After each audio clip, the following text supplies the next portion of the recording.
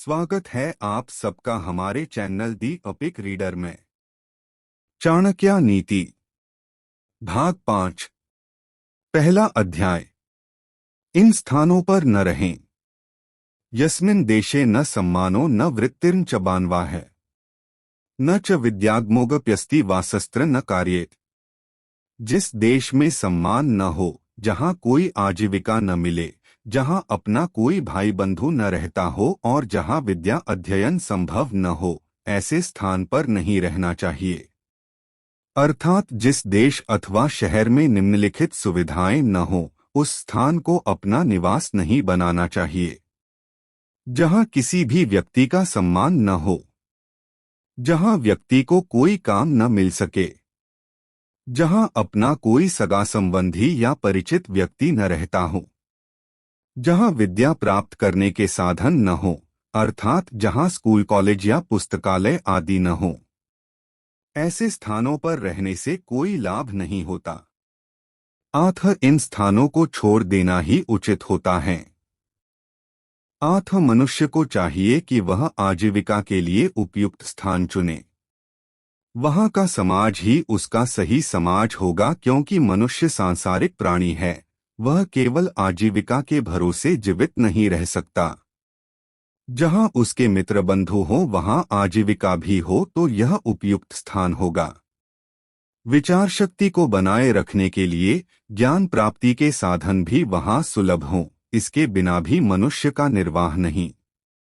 इसलिए आचार्य चाणक्य यहाँ नीति वचन के रूप में कहते हैं कि व्यक्ति को ऐसे देश में निवास नहीं करना चाहिए जहाँ उसे न सम्मान प्राप्त हो, न आजीविका का साधन हो, न बंधु बांधव हो, न ही विद्या प्राप्ति का कोई साधन हो, बल्कि जहाँ ये संसाधन उपलब्ध हो वहाँ वास करना चाहिए।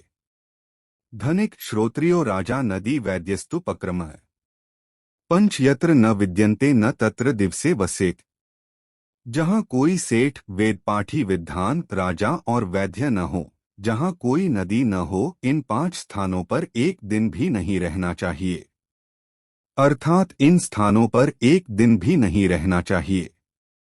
जिस शहर में कोई भी धनवान व्यक्ति न हो, जिस देश में वेदों को जानने वाले विद्वान न हो, जिस देश में कोई राजा या सरकार न हो, जिस शहर या गांव में कोई वैद्य डॉक्टर न हो, जिस स्थान के पास कोई भी नदी न बहती हो।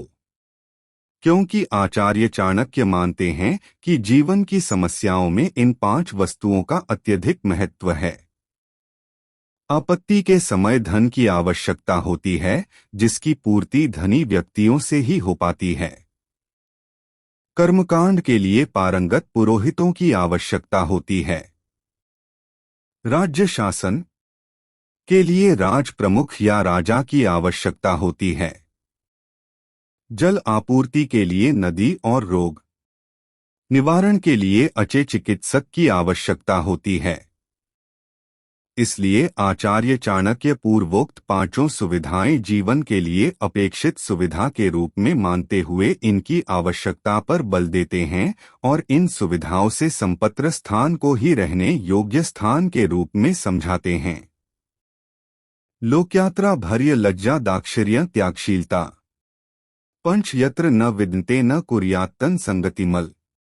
आचार्य चाणक्य कहते हैं कि जिस स्थान पर आजीविका न मिले, लोगों में भय, लज्जा, उदारता तथा दान देने की प्रवृत्ति न हो, ऐसी 5 जगहों को भी मनुष्य को अपने निवास के लिए नहीं चुनना चाहिए। इन 5 चीजों को विस्तार से बताते हुए वे कहते हैं कि जहां निम्नलिखित 5 चीजें न हो, उस स्थान से कोई सरोकार नहीं रखना चाहिए। जहां रोजी रोटी का कोई साधन अथवा आजीविका या व्यापार की स्थिति न हो, जहां लोगों में लोकलाज अथवा किसी प्रकार का भय न हो, जिस स्थान पर परोपकारी लोग न हो और जिनमें त्याग की भावना न पाई जाती हो, जहां लोगों को समाज या कानून का कोई भय न हो, जहां के लोग दान देना जानते ही न हो, ऐसे स्थान पर व्यक्ति का कोई सम्मान नहीं होता और वहां रहना भी कठिन ही होता है। अत व्यक्ति को अपने आवास के लिए सब प्रकार से साधन संपन्न और व्यावहारिक स्थान चुनना चाहिए ताकि वह एक स्वस्थ वातावरण में अपने परिवार के साथ सुरक्षित एवं सुखपूर्वक रह सके। क्योंकि जहाँ के लोगों में ईश्वर, लोक व परलोक में आस्था होगी, वहीं सामाजिक आदर का भाव होगा। अकरणीय कार्य करने में भय, संकोच व लज्जा का भाव रहेगा। लोगों में परस्पर त्याग भावना होगी और वे व्यक्ति स्वार्थ में लीन कानून तोड़ने में प्रवृत्त ही होंगे, बल्कि दूसरों के हितार्थ दनशील होंगे। अगले भाग को सुनने के लिए हमारे चैनल दी एपिक रीडर को सब्सक्राइब करें और बेल आइकन को दबाएं ताकि हमारे वीडियो की नोटिफिकेशन आप सभी को मिलती रहे। वीडियो को लाइक करें, अपने दोस्तों के साथ शेयर करें और कमेंट करना ना भूलें। Thank you.